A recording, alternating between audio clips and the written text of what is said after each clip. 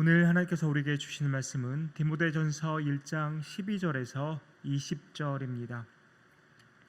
디모데전서 1장 12절에서 20절을 찾으셔서 함께 교독하겠습니다. 제가 먼저 12절 봉독합니다. 나를 능하게 하신 그리스도 예수 우리 주께 내가 감사함은 나를 충성되이 여겨 내게 직분을 맡기심이니 내가 전에는 비방자요 박해자요 폭행자였으나 도리어 긍휼을 입은 것은 내가 믿지 아니할 때에 알지 못하고 행하였음이라. 우리 주의 은혜가 그리스도 예수 안에 있는 믿음과 사랑과 함께 넘치도록 풍성하였도다. 이보다 모든 사람이 받을 만한 이 말이여, 그리스도 예수께서 죄인을 구원하시려고 세상에 임하셨다 하였도다. 죄인 중에 내가 괴순이라. 그러나 내가 긍휼을 입은 까닭은 예수 그리스도께서 내게 먼저 일체 오래 참으심을 보이사 후에 주를 믿어 영생 얻는 자들에게 본이 되게 하려 하심이라. 영원하신 왕 곧 썩지 아니하고 보이지 아니하고 홀로 하나이신 하나님께 존귀와 영광이 영원 무궁하도록 있을지어다. 아멘. 아들 디모데야, 내가 내게 이 교훈으로서 명하노니 전에 너를 지도한 예언을 따라 그것으로 선한 싸움을 싸우며 믿음과 착한 양심을 가지라. 어떤 이들은 이 양심을 버렸고 그 믿음에 관하여는 파선하였느니라. 같이 읽습니다. 그 가운데 후메네오와 알렉산더가 있으니 내가 사탄에게 내준 것은 그들로 훈계를 받아 신성을 모독하지 못하게 하려 함이라. 아멘.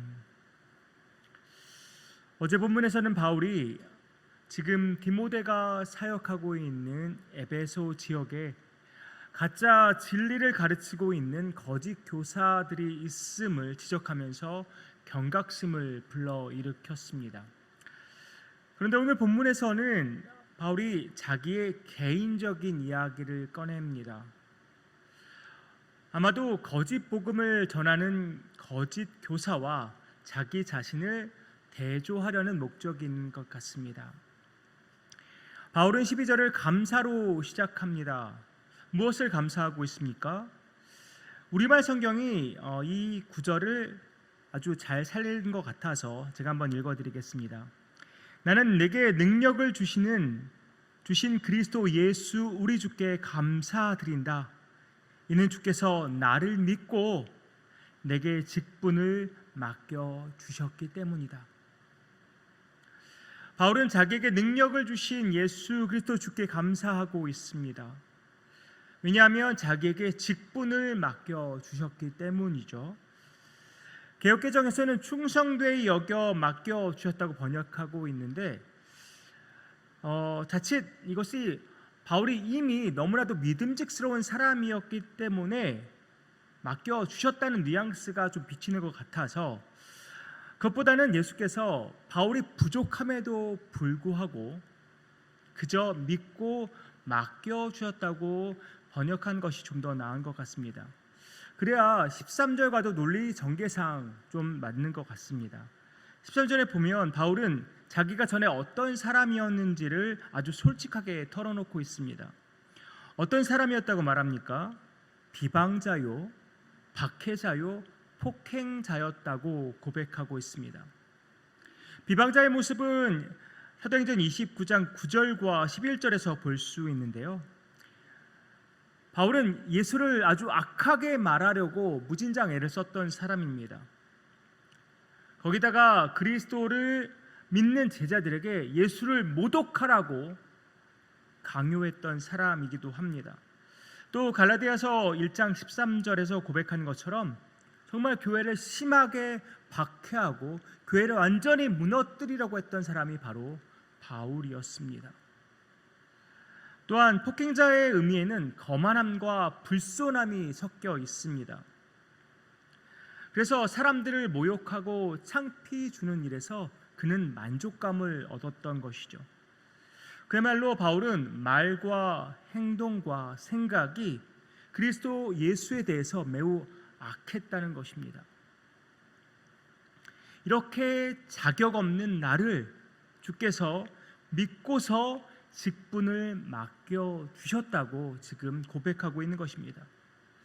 도리어 긍휼을 입었다고 말합니다. 그런데 우리가 13절에서 오해하지 말아야 할 것은 바울이 믿지 않을 때 알지 못하고 행한 일이기 때문에 그래서 예수님이 봐주신 거다라고 이해해서는 안 된다는 것입니다. 이 말은 그만큼 바울이 자기가 무지한 상태에서 불신앙의 그런 심각한 상태에 빠져 있었다는 것입니다. 그런 심각한 상태에서 자기가 구원받고 선택받은 것이 자기에게는 엄청난 긍휼을 주께서 부어주셨다는 의미인 것입니다. 그래서 14절에서 그 은혜를 찬양하는데요, 공동번역으로 읽어드립니다. 이렇게 우리 주님께서 나에게 은총을 차고 넘치게 베푸셨고, 그래서 예수를 믿는 자들이 가지는 믿음과 사랑을 나에게 풍성하게 주셨습니다. 15절에서 바울은 진짜 복음을 선포합니다. 미쁘다 이 말이여 라고 말하면서 복음의 핵심을 말하고 있습니다. 미쁘다 이 말이여 라는 표현은 바울이 쓴 목회 서신에서 5번 등장하는데요, 오늘이 바로 그 첫 번째 표현이 등장하는 구절입니다. 바로 15절에서 그 말이 나오죠. 그야말로 이것은 아주 중요한 교리란 것입니다. 진짜 바른 교훈이란 의미입니다. 그 내용이 무엇입니까? 그리스도 예수께서 죄인을 구하시려고 세상에 임하셨다라는 내용입니다. 이러한 복음의 핵심을 말하면서 바울은 자기가 죄인 중에 괴수라고 고백합니다. 그야말로 우두머리란 얘기죠. 죄인 중에 으뜸이 된다는 이야기입니다. 바울이 이렇게 자기 자신을 평가한 것은 어떠한 객관적인 증거를 가지고 평가했다고 보기에는 어려울 것 같습니다. 우리가 성령을 통해서 성령의 은혜를 충만히 받게 되면, 또 성령을 통해서 우리의 죄를 깨닫게 되면 우리가 남과 나를 비교하게 되지 않습니다. 성령께서 나의 죄를 깨닫게 될 때는 그저 내가 엄청난 죄인인 것만을 깨닫게 됩니다. 나의 죄의 심각성만을 깨닫게 된다는 것이죠. 생각해봐도 너무나 내 죄가 심각해서 도저히 내가 구원받을 수 있는 존재인가라는 생각이 들게 된다는 것이죠.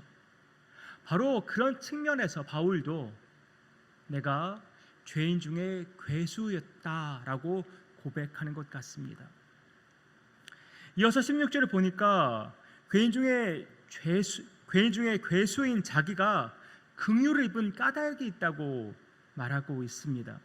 16절 제가 세 번역으로 읽어드립니다. 그러나 하나님께서는 나에게 자비를 베푸셨습니다.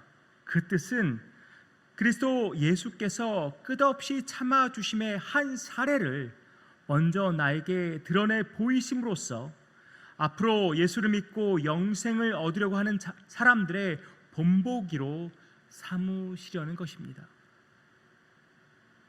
그러니까 이 말은 예수 그리스도께서 바울 자기에게만 긍휼을 베풀어 주시는 분이 아니라는 말입니다. 그저 자기는 본보기일 뿐이란 말이죠. 나 같은 사람도, 죄인 중에 괴수 같은 나 같은 사람도 예수께서 끝없이 참아주시고 긍휼을 베풀어 주셨다면 다른 사람들도 예수님의 그 풍성한 은혜를 받을 수 있다는 말입니다. 앞으로의 미래 신자들도 예수께서 그들을 길이 참아주시고 그들에게 긍휼을 풍성히 베풀어 주셔서 구원받을 수 있다는 말입니다. 그러면서 17절에서 이렇게 하나님께 영광을 올려드립니다. 영원하신 왕 곧 썩지 아니하고 보이지 아니하고 홀로 하나이신 하나님께 존귀와 영광이 영원 무궁하도록 있을지어다. 아멘. 이런 분이, 이런 신이 세상에 없다는 것입니다. 그렇기에 오직 유일한 신 여호와 하나님께만 존귀와 영광이 영원 무궁하도록 있을지어다라고 소리쳐 외치고 있는 것입니다. 사실 이것이 우리의 찬양 아닙니까?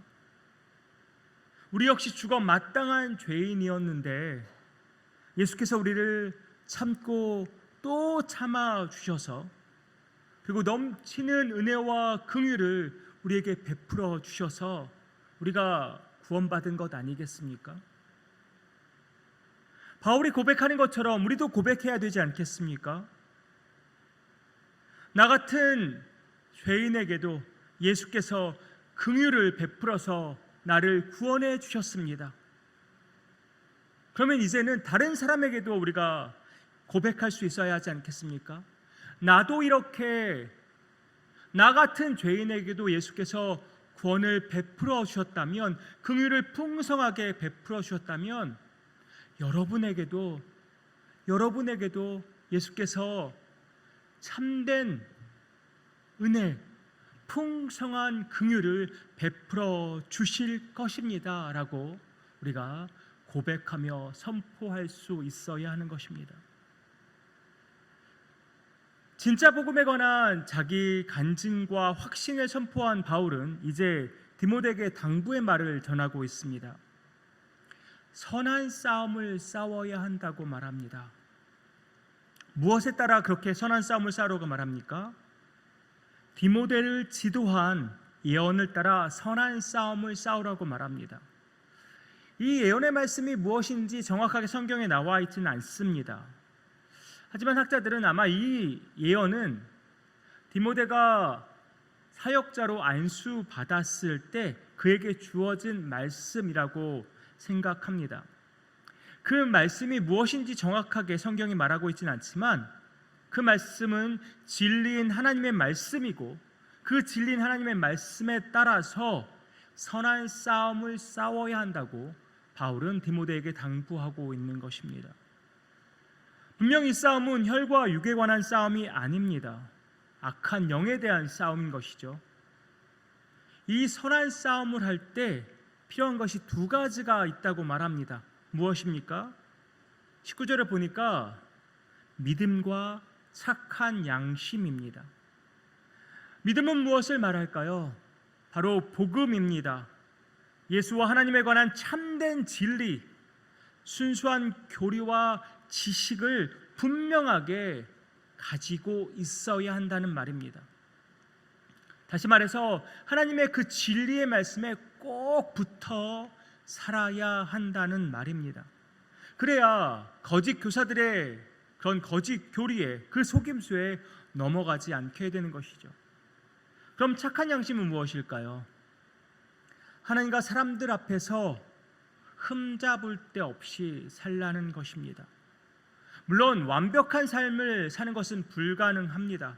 하지만 믿음대로 진리되신 하나님의 그 말씀대로 하나님 앞과 사람들 앞에서 부끄럽지 않은 삶을 살도록 무진장 애를 쓰라는 것입니다. 그런 믿음과 그 착한 양심을 가지고 선한 싸움을 싸워야 한다고 바울은 디모데에게 권면하고 있습니다. 그러면서 양심을 버리고 믿음에 파선한 사람들의 예를 듭니다. 바로 후메네오와 알렉산더인데요. 그들이 구체적으로 무슨 죄를 저질렀는지 나와 있지는 않지만 적어도 그들은 거짓 복음을 받아들이고 하나님과 사람들 앞에 부끄러운 행실을 했던 것은 분명한 것 같습니다.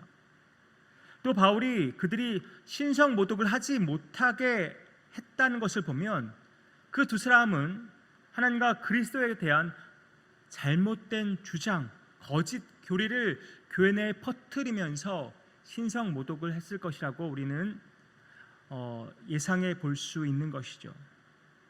그래서 바울은 그 둘을 사탄에게 내주었다고 말합니다. 치리를 했다는 말입니다. 징계를 했다는 말이죠. 하나님의 처소인 교회에서 사탄의 거처인 세상으로 내보냈다는 것입니다. 출교시켰다는 것입니다. 굉장히 가혹해 보이는 징계처럼 보이기도 합니다. 그러나 진리를 지키기 위한 최선의 조치인 것입니다. 또한 그들을 출교시켰다고 해서 그들이 다시는 교회 안으로 들어올 수 없게 만들겠다는 말은 아닙니다. 그들이 자기들의 잘못을 깨닫고 뉘우치고 회개하면 다시 그들은 교회로 돌아올 수 있습니다. 이것이 7위의 진정한 목적이기도 합니다. 바울이 이렇게 이 문제를 디모데에게 단단히 부탁하고 있는 것은 그만큼 이것이 심각한 문제이고 중요한 일이기 때문입니다. 어제 김성준 목사님의 말씀처럼 이런 상황은 바울과 디모데 때만 일어난 상황이 아닙니다. 지금도 왕왕 일어나고 있는 일들입니다. 우리는 정말 가짜가 판을 치는 세상에서 살고 있습니다. 거짓 복음을 가르치는 이단들이 활보하고 있는 세상에서 살고 있습니다. 이단이 무슨 말입니까? 끝이 다르다는 말입니다. 비슷해 보여도 같아 보여도 끝이 다르다는 것입니다. 이단의 끝은 멸망뿐입니다. 그래서 우리는 항상 깨어 있어야 합니다. 믿음과 착한 양심으로 무장하여서 선한 싸움을 싸워야 한다는 것이죠. 헛된 것, 거짓된 것, 가짜에는 눈도 귀도 돌리지 말아야 합니다. 오직 우리에게 허락하신 진리의 말씀, 하나님의 그 말씀, 성경을 붙잡고 성령이 인도하시는 대로 말씀대로 살아가기를 애쓰는 저와 여러분 되기를 소망합니다. 죄인이었던 우리에게, 죄로 인해서 죽을 수밖에 없었던 우리에게 베푸신 예수님의 그 긍휼과 그 사랑을 늘 묵상하면서 믿음과 착한 양심으로 선한 싸움을 싸워나가는 뉴장의 모든 권속들 되기를 주님의 이름으로 축복합니다. 기도하겠습니다. 하나님, 세상이 참 악합니다.